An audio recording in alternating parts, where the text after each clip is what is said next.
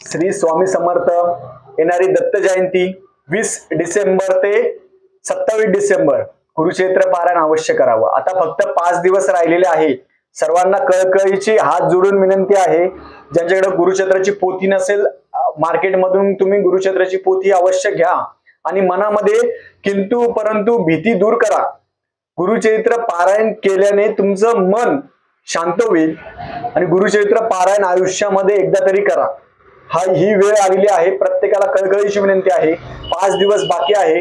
गुरुचरित्राची पोथी घरी आणा, तिची मस्त छान पूजा करा आणि गुरुचरित्र वाचनाचं आपण 20 तारखेपासून गुरुचरित्र वाचन सुरुवात करा। मन आस्था पवित्र सदाकाळ वाचावे श्री गुरुचरित्र या युक्तीप्रमाणे गुरुचरित्र वाचन आपण अवश्य करावं।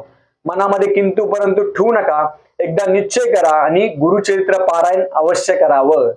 श्री स्वामी समर्थ।